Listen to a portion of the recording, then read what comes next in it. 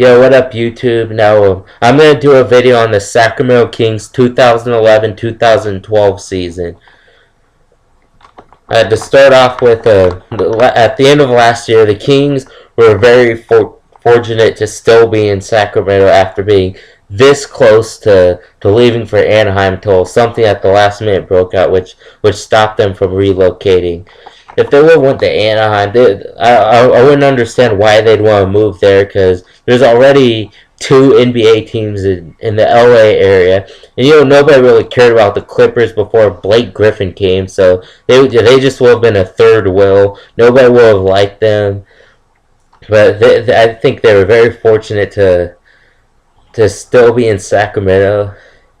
But this season started late because of the NBA lockout, which went on from July to November. People really weren't sure if there were to be an NBA season or not, which there ended up being. So right after the lockout, they got to sign their three draft picks: Jimmer Fredette, Isaiah Thomas, and Tyler Honeycutt. They signed free agent Chuck Hayes, who had previously played for the Houston Rockets, who was a pretty big part of the Kings this year.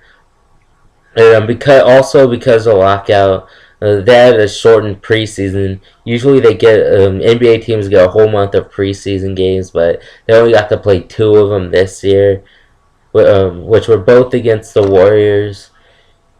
And then on opening night, the Kings, I was actually at that game, the Kings ended up beating the Lakers, who didn't have Andrew Bynum, but it was still a hard-fought game, and the Kings well deserved that W.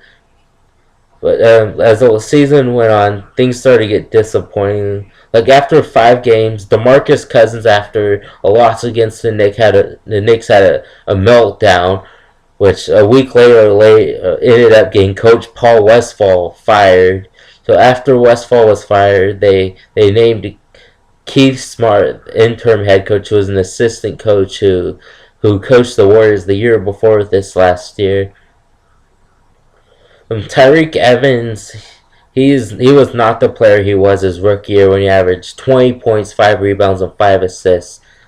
He has a very explosive ability to get to the basket, super athletic, but he had an off year, and he does not have a very good IQ. DeMarcus Cousins, he should already be the second best center in the league, or the third best center in the league, behind Dwight Howard and Andrew Bynum, with all this talent he has at that height. He also had a lot of disappointing games. But who else? Isaiah Thomas, I was really shocked to see him do that well.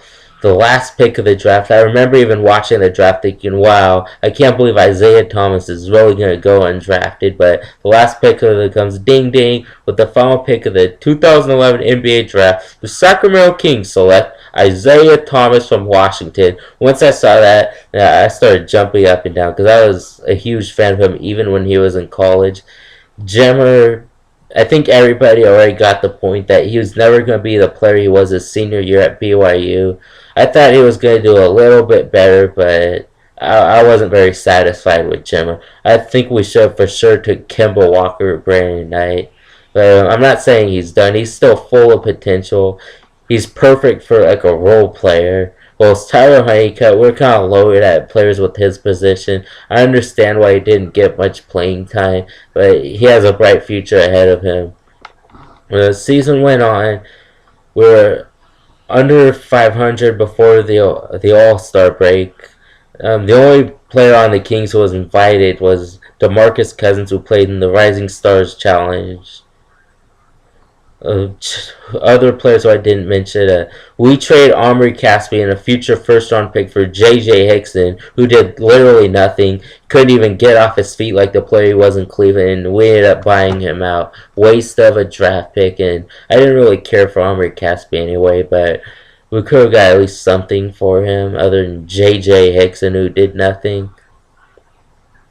I was very disappointed, I'd say, in the Kings this year. I mean, they are better than they were in those Kevin Martin days when they were a pretty hard team to follow.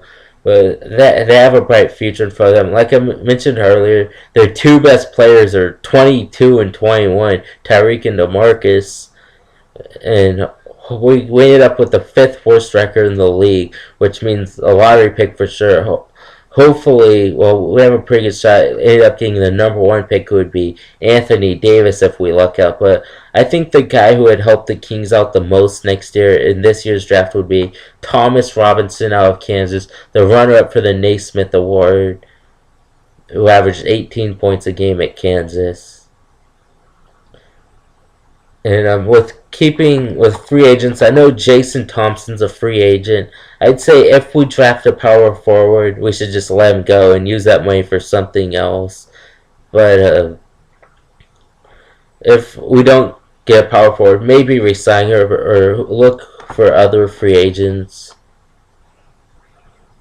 And I know that at first they did get the deal for the new arena, which ended up falling apart, dying. Now we really don't know what's going to happen, if they're going to get a new arena after all or not, if they're going to relocate. But if they relocate to Anaheim, I wish them good luck with that, because they know nobody's going to care about them, even the people who live in Anaheim, because everyone's going to go, oh, Lakers and Clippers.